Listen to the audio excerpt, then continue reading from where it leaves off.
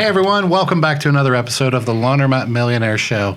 We've got a good one for you today. We actually have a business broker slash laundromat owner. At one point he owned 5 laundromats down in Florida, former corporate executive, and he's an immigrant as well. So we've got a pretty cool story for you today. We're having our friend Claudio Vilas from down in Florida, Pompano Beach area, and he's going to share his journey of buying laundromats, being a business broker, actually selling 4 of the laundromats, and why he did. He actually got himself into some trouble.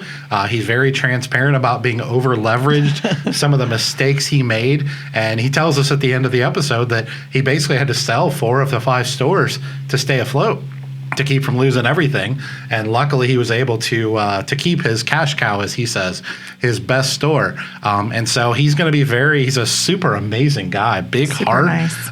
Amazing guy down in Florida. And we think you're going to get a lot of value out of this episode. So let's jump right into it.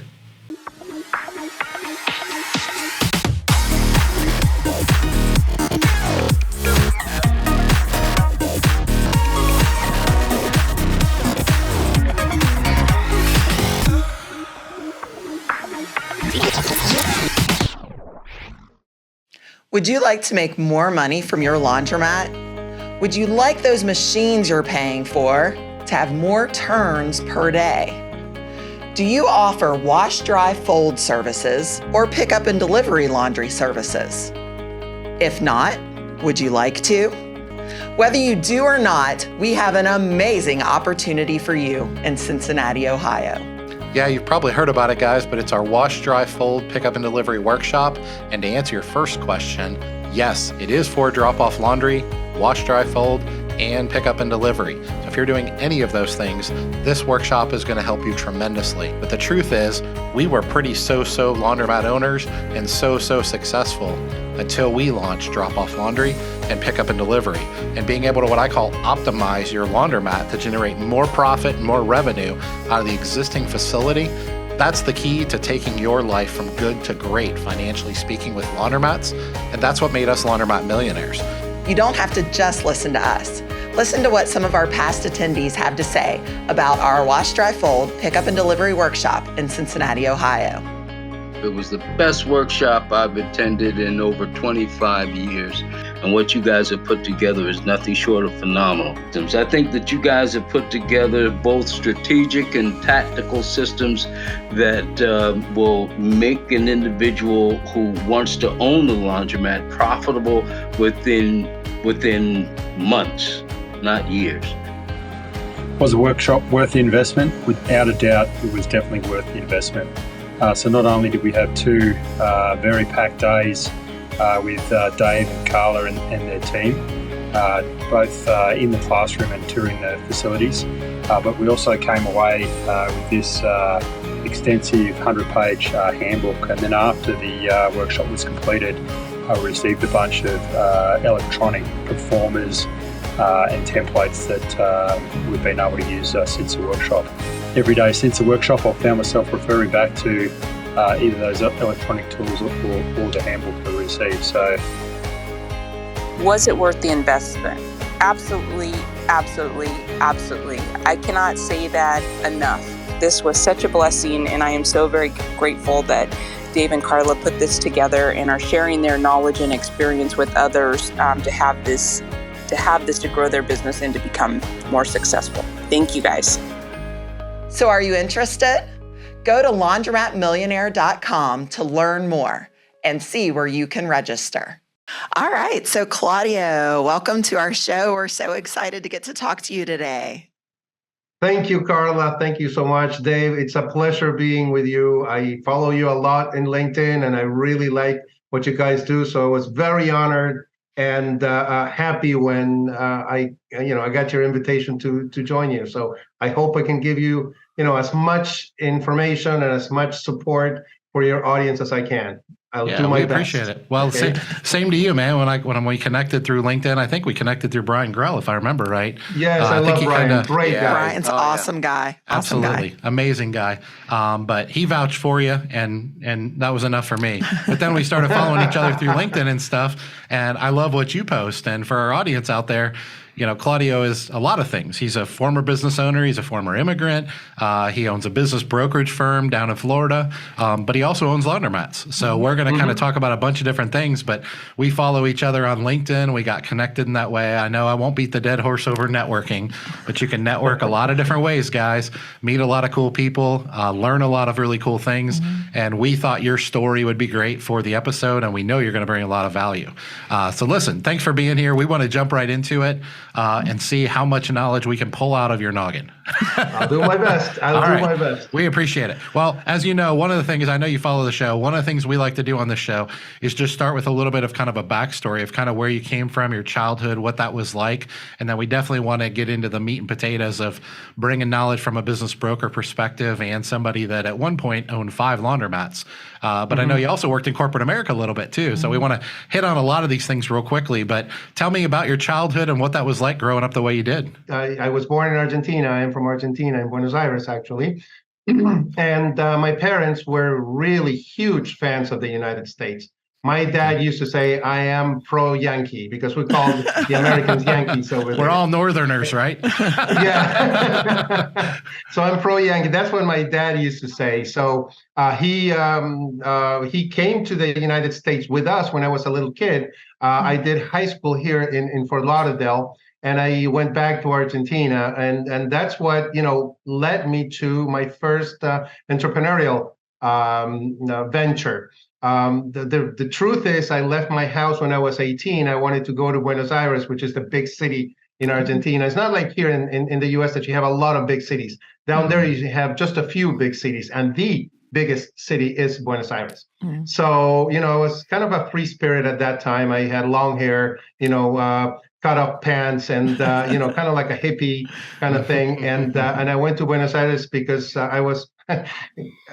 Did I have to tell this? I was in love with a girl. Hey, it's your show. And I followed her. You can follow the girl. It. Follow the girl. Of course, that's what we all do. I was following a girl. That was, I was in love. 18 years old, and I ended up in Buenos Aires with not a penny to my name, and I didn't want to go back home to my parents, and all defeated. So I started working on odd jobs, but the truth is, I really had a lot of ambition. I'm an ambitious kind of guy. So it was not for me to be poor all my life.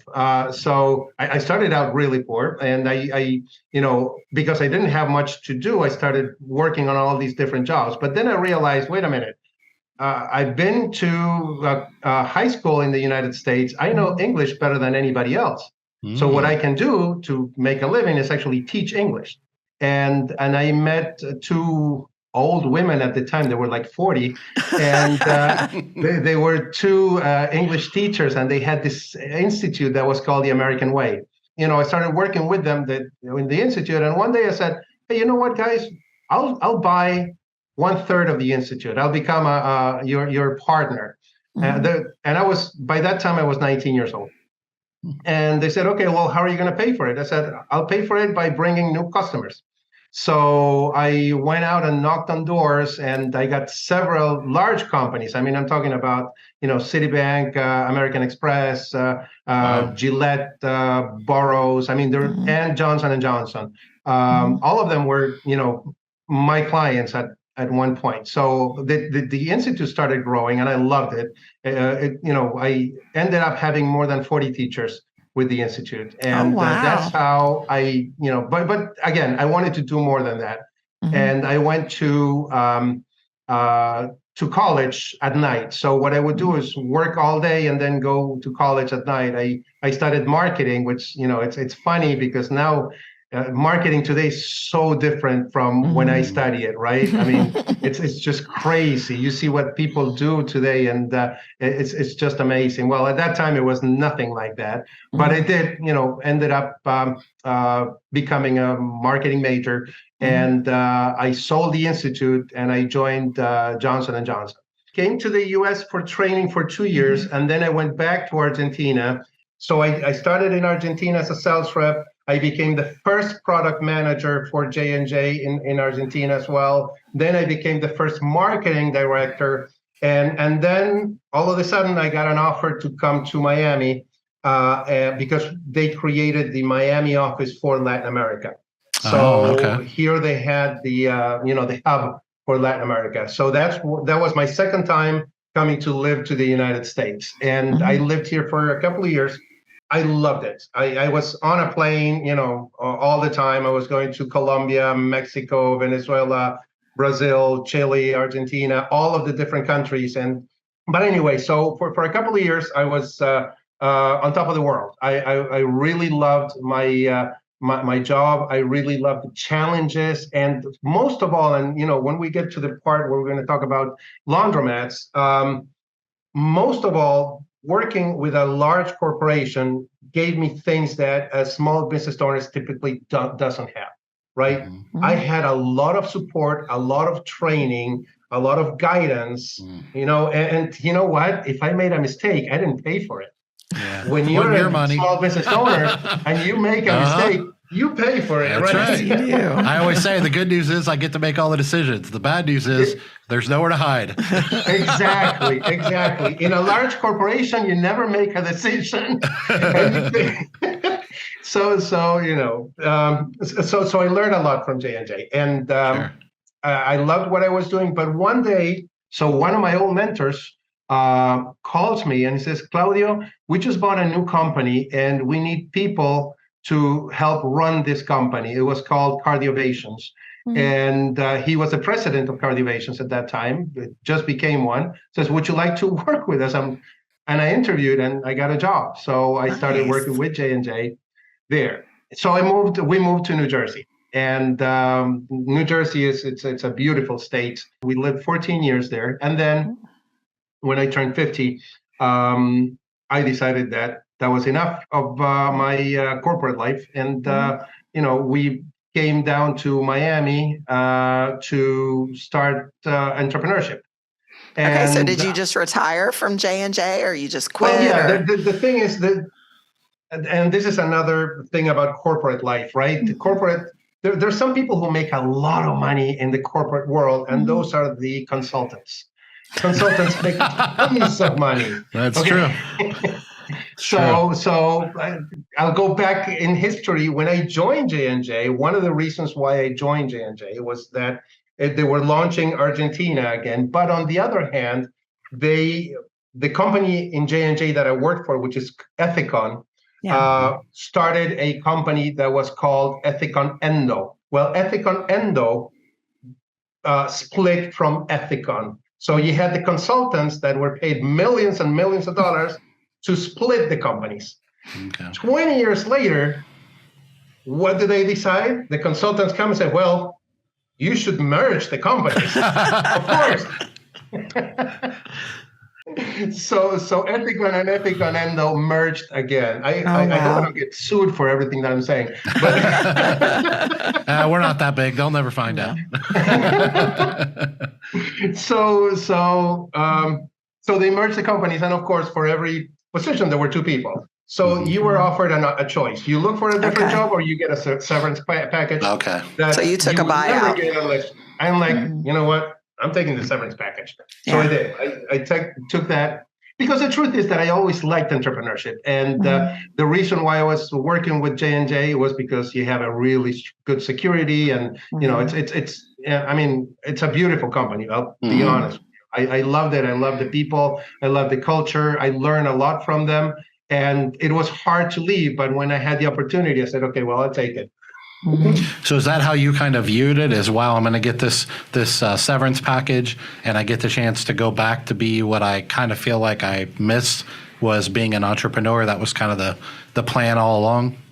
Yes, that was a plan all along. That was a plan to be back to being an entrepreneur. It's being an entrepreneur. It's such a challenge, and it's so interesting. I mean, you wake up every day not knowing what the hell's going to happen. That's the truth. Where's the next hit going to come, right?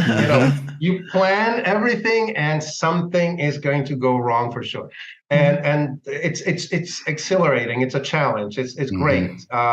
So I wanted to do that, and I put it off for many years because of that. I mean, it's hard to say no to a lot of things. So when you left corporate America, you knew, correct me if I'm wrong, you knew two things.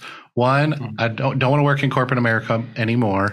I want to go back to entrepreneurship. And two, I want to go to Miami. You want to go back to where you had kind of come from, so to speak. Is that correct? Those were the two guiding lights. Is I'm leaving corporate America, I want to be an entrepreneur again. I have this severance package, and I want to go to Miami. And I go to a place where, not Miami specifically. I'm in Broward, a little bit north from that. I like this area, but yeah. There's nothing better than free. Ever heard that before? Well, it's not true. You know what your laundromat customers like even better than free? It's fast. That's right. They want to save time more than they want to save money in most cases. They want to get in and out of your laundromat as fast as possible, and they'll pay more for that experience. We're proof of that here in Cincinnati. That's why we added HM Company drain troughs into our newest store in Cincinnati. While they may never know why, your customers will love that your washers all drain better and faster than with old school drain pipes. As if that wasn't enough, every HM drain trough is made in the USA, so they ship in only a few weeks, and everyone is custom made just for you and your project. If you want to provide your customers with a top of the industry experience in your store, then contact your distributor to order your HM Company drain trough today or visit draintroughs.com. Why did you decide laundromat? So you went down to Miami. You're like, I want to be an entrepreneur. Your background was in marketing and teaching English. Why'd you buy a laundromat? Well, because I read a book that I have somewhere around here about, it's somewhere here. It wasn't Dave's book because that was before him. Is it this one? No, it was Right before, here? yes. So the reason why I thought about that is I thought it was a really good idea. It has a laundromat business has a lot of really cool things for an entrepreneur. First of all, the way I see it, it's, you don't have any accounts receivable, which is a problem. You don't have any suppliers. You don't have products to sell. It's a service. You buy the machines, or you buy the business with the machines, and you don't have to worry about not too many people working. So it's not a big issue with personnel. So it has a lot of good things that I thought were, interesting, and I still think they're interesting. So I was searching for things to do. I didn't know about laundromats until I started, reading different books. And the day I say, okay, well, we're gonna buy a laundromat. So I come home and I say to my wife, you know what? I got the greatest idea. She says, what is it? We're gonna buy a coin laundry. And she's like, that's great. We're gonna be washing coins. I'm like, no. She thought it was a service that would give for the government or for the to clean their money, laundering coins. Like, no. Coin laundry it's a place where you actually go and wash your clothes with. Do you have laundromats in Argentina? What are there laundromats in Argentina? Yes, but they're not used with coins. They use tokens, and it's not self-service. It's typically you have people that do it for you. It's like a drop-off service. Okay. It's a drop-off, mostly drop-off. Okay. Once your wife figured out what the business really was, did she react like my wife and be like, "That's the greatest thing ever"? Yay! Yeah. Did you, Carla? Did you say that? No. Well, what's wrong with you? No, I was open to it until he showed me the dump, and I was like, "That place is gross." I was like, I showed her it. I said, "This is gonna be great," and she was like, "When?" This is disgusting. I want out. Yeah, but we turned it around. It was fine. Yeah. You did fine. Okay. Well, yeah. My wife, she supports me in every crazy idea that I have. Like they say in Texas, bless her heart. But she supports everything, and she's the greatest support I could have. And she was like, okay, let's do this. So we did it, and we bought a laundromat. Our first laundromat was about an hour and a half away from my house. Oh, wow. And yeah, but I wanted to buy one, and I kept looking. I couldn't find anything. Finally, I found one, and a really good business broker, by the way. And we're still, in touch, and we actually have done business together. She is a really strong laundromat business broker here in South Florida. Okay. And she's the one that gave me the first one, and I know now what a horrible buyer I was, because now I deal with buyers, and I'm like, oh, well, no wonder she didn't want to answer the phone. So walk us through this first store, and I know you ended up with 5 eventually, but walk us through this first one. Do you remember like roughly what you paid for it? Was it in good condition, bad condition? Did you retool? When was this, by the way? What year was this roughly?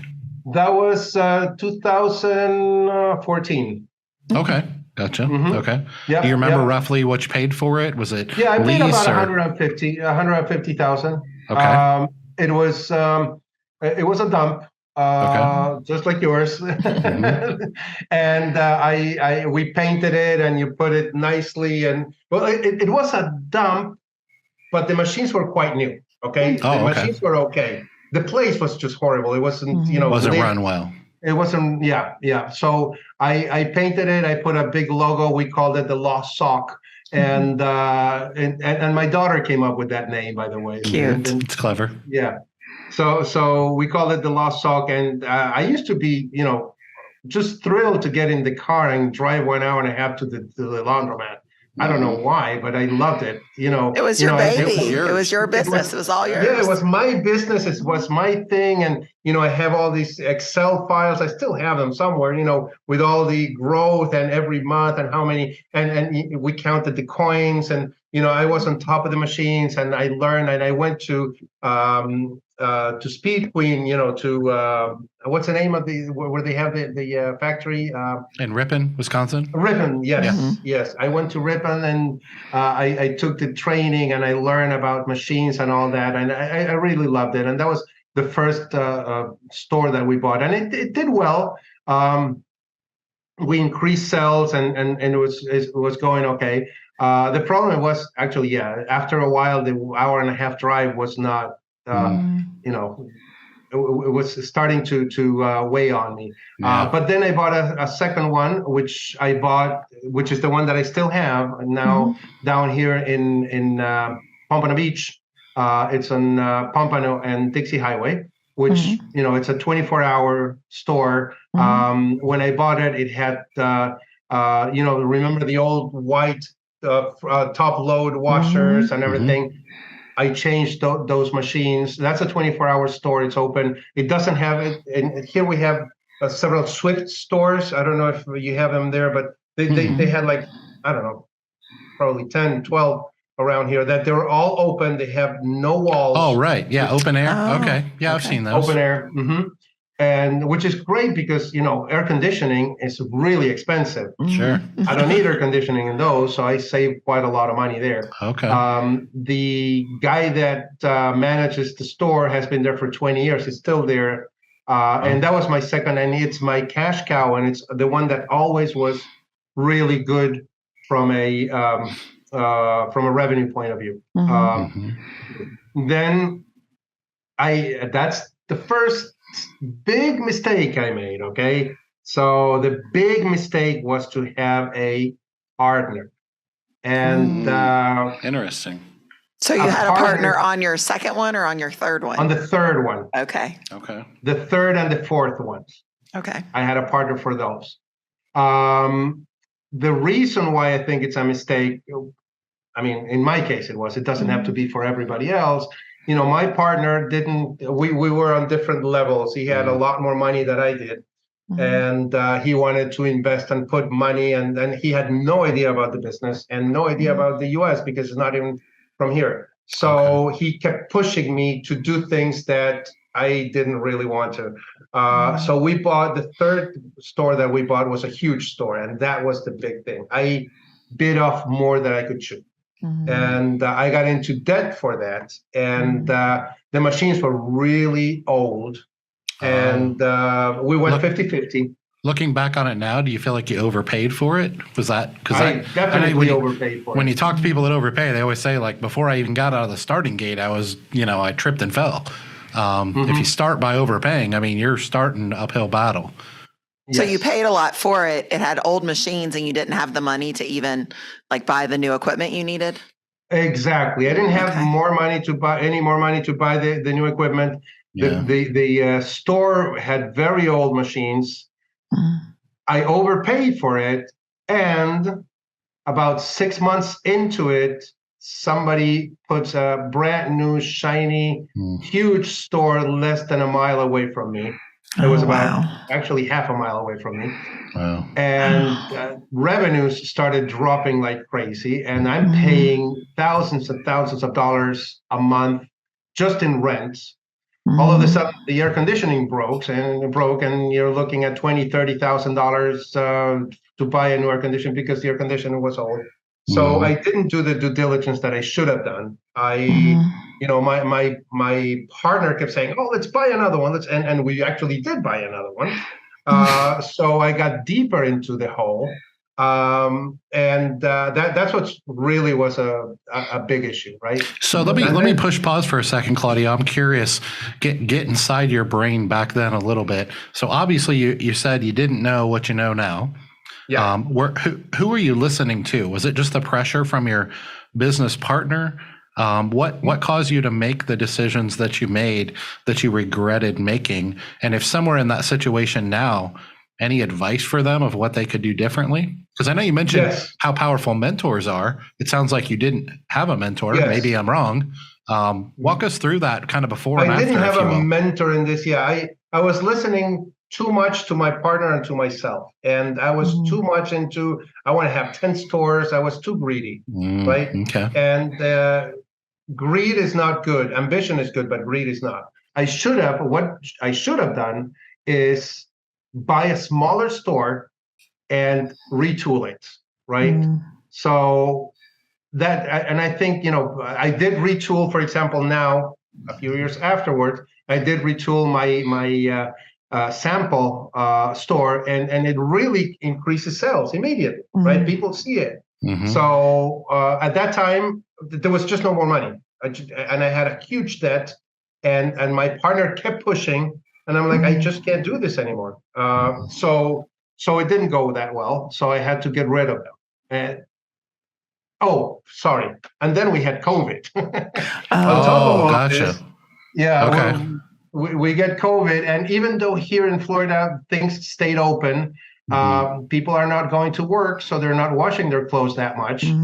Kids are not going to school, you're not washing them that much. And on top of the fact that it was already going down, I ended up just giving it away, right? Just, getting it out of my system just to survive. So I sold the other one that I had to pay the debt here. It was a huge engineering of money to pay off everybody that I paid off. And I ended up, having one, which is a great business. But if there's a lesson to be learned to the people who are listening, make sure that you have the right amount of money to weather storms, because storms are going to happen.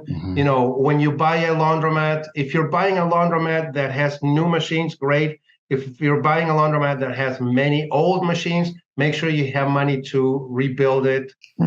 Make sure you check the air conditioning. The air conditioning was horrible, and I just had no more money to buy a new one. And you're looking at $20,000-$30,000 there. So don't stretch yourself too much, right? Focus. And the other thing that I didn't do, and I should have done, is to build a team. To have, if I want to build more than 3 or 4 stores, you start to look into management and get somebody that manages a store. You can't do everything, So if I could start all over again, I would take a lot more time into, first of all, understanding each one of the stores, doing a lot better due diligence. Like you said, Dave, I did overpay for that store, but I was, it's like I had stars in my eyes. I was like, Sure. oh, I can do this. I see it all the time. Invincible. I see it all the time. I told you, Argentinians are cocky, and I'm an Argentine. And I thought I could do everything. Well, it can be intoxicating, right? When you get the first one and you did okay, but then it sounds like the second one, you kind of hit a home run. And then you think like, all I need is 10 more of these and I'll be rich, or 5 more of these. And you don't realize that they're not all home runs, or they can be home runs. Exactly. You don't realize that the second one, and maybe even the first one, the success of that wasn't really the result of you being good. It was you getting lucky. That can be intoxicating too, right? And then you say, well, okay, well, I'll get lucky every time, not realizing you were lucky. And you make a big mistake and you overpay for this kind of albatross of a store, and everything you built up to that point has gone down. So let me ask you, we're going to bounce back and forth between laundromat owner and business broker now, because now you're an experienced business broker. And I see things you post on LinkedIn, and you really know your stuff. You know your numbers, you know businesses, you understand cash flow and all these different things. Yes. So what would you, other than not overpaying for it, if you were to go back and coach yourself in that time of you buying that third store, how would you walk through somebody who maybe thinks they know something about the business but really doesn't, through the process of properly evaluating a laundromat? What advice would you give yourself if you could go back? If I could go back, I would say, a business is a cash flow, right? The value of the business is the cash flow of the business. But in the case of laundromats, the CapEx, which is the capital expense, is a big thing that nobody tells you. Nobody comes back and say, yes, you're making, I don't know, $10,000 a month, but a year from now, you're going to have to buy all the new machinery. Right? Explain it. I always say in this show, I always like to say, let's not take anything for granted. What is CapEx? Can you define that? Yes, it's capital expense. How much money do you need to spend in capital to keep the business running? There's 2 big buckets of money that you spend. One is the money that you spend on a day-to-day basis, which is your expenses. But the other one is the money that you spend every so often to keep the business running, right? So in the case of laundromats, your assets are your machines, your dryers and your washers, right? And I know we can take those washers, 20 years if we want to, but eventually you're going to have to buy new ones. And if somebody comes around the corner and buys a new one, you're going to have to do something about it, right? So when you look at a P&L in the profit and loss statements, you don't see the CapEx, right? Because when you buy a machine, you're actually putting that machine as your asset, and then you depreciate it. And typically, when you do a valuation of a business, depreciation is taking out, is the EBITDA, right? Earnings before income, taxes, depreciation, and amortization. But in the case of a laundromat, that depreciation is telling you that you're eventually going to need to buy those machines. And if you don't take that into account, you might be spending all this money. And then eventually it's like, okay, well, I need to buy the machines, but I ain't got the money. Okay. So then you have to get a loan or something, refinance or whatever, right? So that's a big thing in laundromats that I don't think many people look at, and I certainly didn't look at that. Didn't look at that. And I know it was a few years ago, but I don't know, maybe do you remember what you paid for that store and just roughly what the net operating income was? If I tell you, I'm going to start crying. Oh, okay. Well, I don't want to rip any old wounds off. Let's say it's over $500,000, okay? Okay. And do you remember that's what you paid for it? Yes. Okay. And do you remember what the NOI was on that? 150 to 200. Okay. So you paid, let's round and call it 3x. 3-ish. So you paid, and we're just trying to educate people. And that's in a normal range, 3x. That is in the normal range, exactly. Yeah. That's in the normal range. So I have a point to this, I promise. So we'll get there. So what I always tell people is, when you get on these Facebook groups, and I have a Facebook group, but you get on these Facebook groups, or even you have casual conversations at a conference, and people just flippantly throw things out like, oh, the average, sale of a laundromat is 3 to 5x NOI.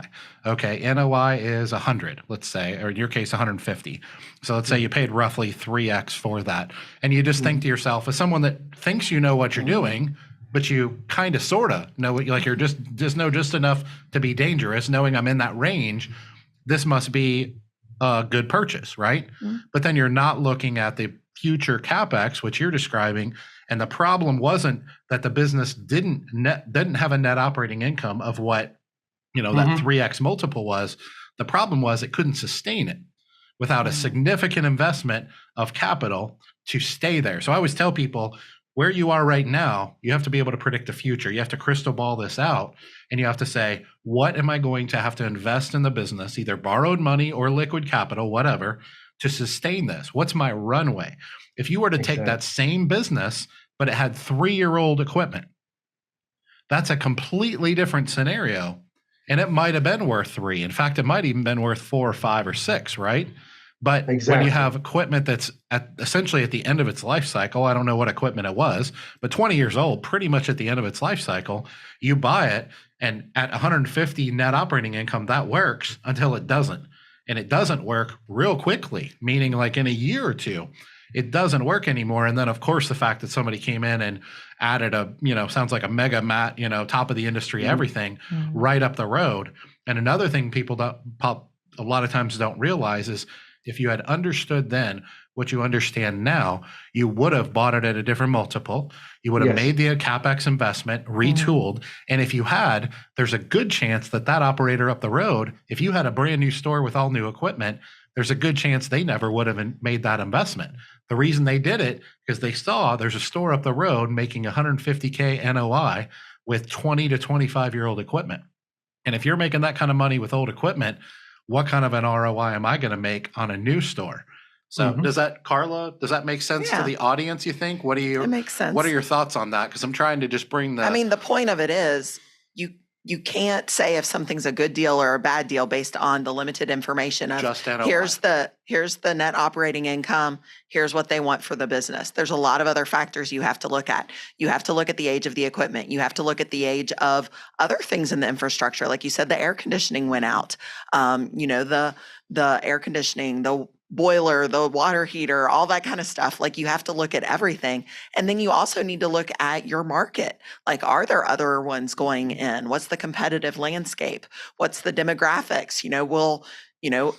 If a lot of people, maybe there used to be a good apartment community nearby that is they're about to bulldoze it and it's going to turn into something else, maybe that's going to change it. There's just so many factors that you can't say just net operating income, 3 to 5x, that's what you pay.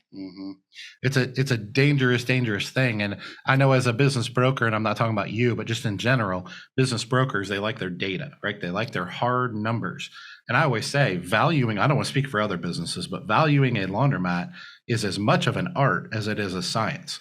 The math matters. We shouldn't ignore the math, but we got to get underneath the math, and we got to understand the business. And going back to, good brokers and mentors and coaches and things like that. If you have someone, imagine if you had, a good coach, a good mentor, even a good distributor probably that could have helped you with this process and said, hey, this is a good business to buy. It's just not a good business to buy at 500.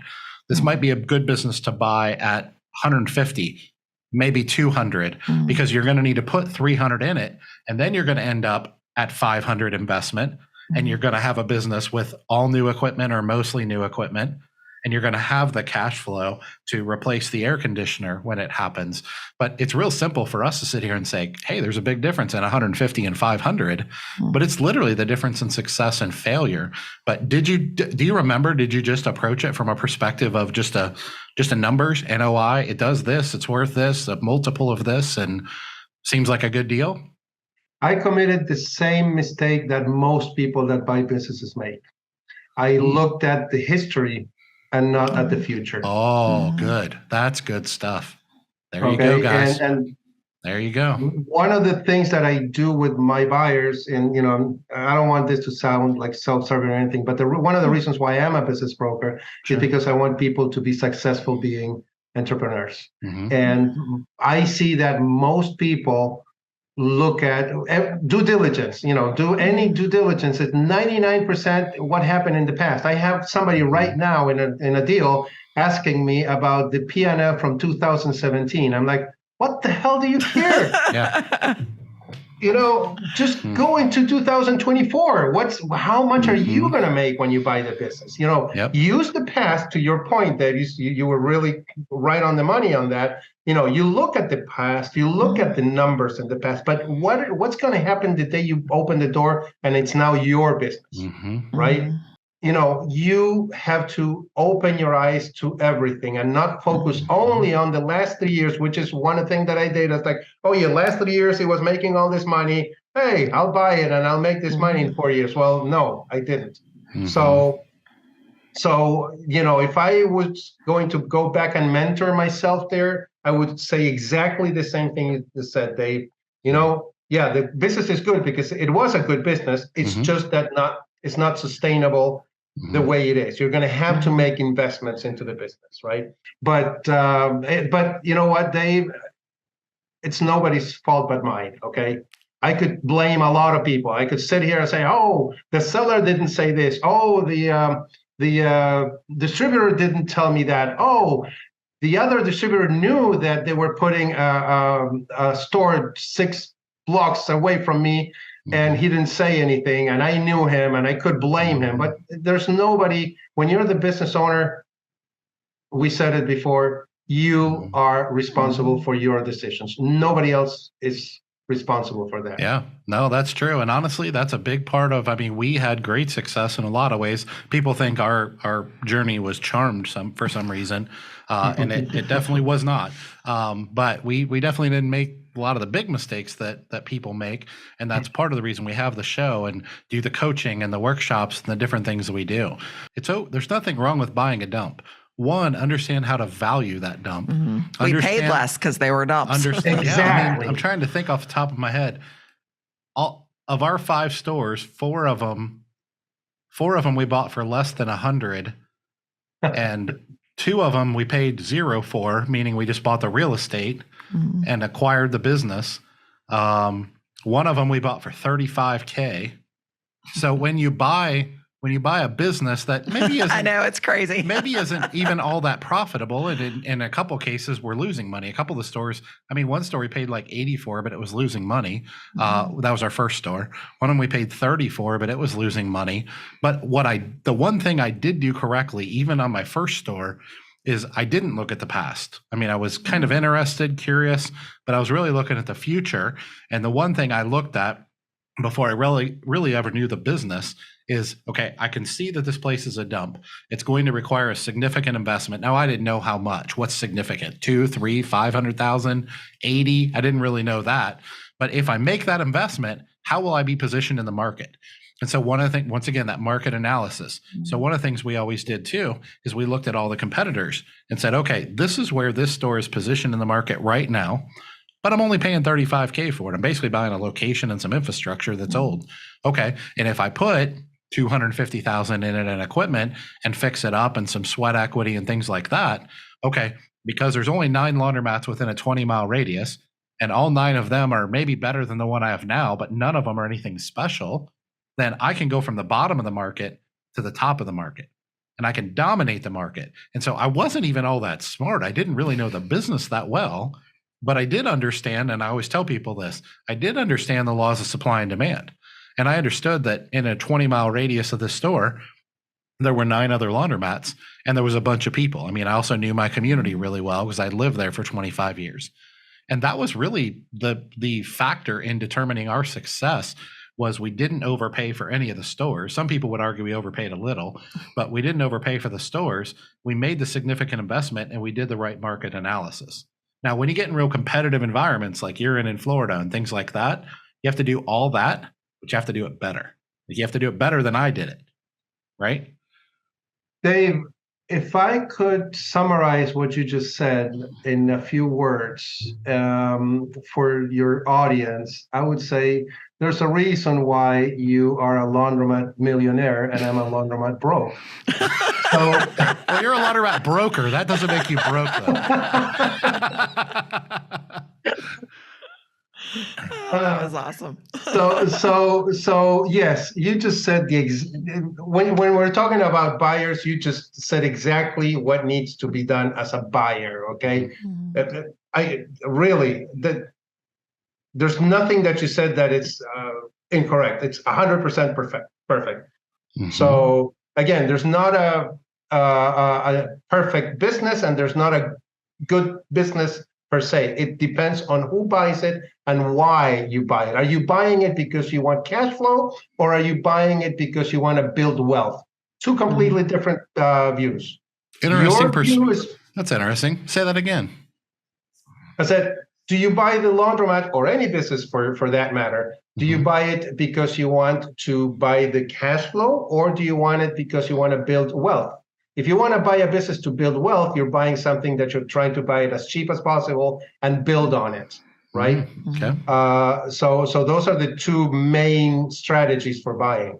Interesting, because I've always said one of the observations I've made, even outside our industry, but it's in our industry too, is there are people that buy low and then fix up, and I didn't say it as eloquently as you did, and then there's people who build new a lot of times. And then they make the initial investment. Maybe they build a brand new $1.5 million laundromat, and then they typically don't reinvest it, like intentionally. Their business model is to build something that's capable of bringing tremendous value to the market for, let's say, 15, 20, 25 years, and to make very little investment in it over the future, and basically draw down that value. And eventually they know they're going to have an asset that's worth very little, and they're either going to have to repeat the cycle themselves, or they're going to have to sell it to Dave, who Dave knows how to start the cycle over again, right? You'll start the cycle over again. Yes, and all you have to do as a business owner is to understand where the business is in the cycle, how it fits into the market, and buy accordingly. It can be in the middle. It can be in the middle. It can be at the beginning. It can be at the end. You have to buy accordingly. My friend Chris Mihalik over at Prime Capital, who's a lender but really knows this industry well, he always says, when you buy the first store, buy it right. And he calls that hitting a home run. He says, if you buy that first store right and you hit that home run, and you want to operate at a high level, which not everybody does, but you want to operate the business well, continue to improve the value proposition that you bring to the market, everything else is smooth sailing. He says, just keep doing that. Number 2, number 3, number 4. But it's all about how you buy the store, and it's all relative to the value proposition that it brings to the local market. So yes. I think that's a great point. Thanks for bringing it up in that context. So your brokerage company, Sunbelt Business Brokerage, can you, before we go, tell us what you do? And is that in all industries? I know you do laundromat industry, but others as well. Can you just tell us more about your brokerage firm? Sure. I work with Sunbelt Business Brokers. I am a broker. Just like, the realtors, they work with a company, but they do their own thing. So yes. Basically, I mean, it's simple. I buy and sell businesses. Okay, let's So any small business. Any small business. Any small business. Now, is that only in the Florida area? Like kind of? I could do anywhere, but of course, being in Florida, I do mostly Florida. But I could sell a business in Cincinnati. If you have anybody there that wants to sell their business, they can call me, no problem. Listen, man, thanks for joining us today for this episode. Any last words for our audience today? I think they have your contact information.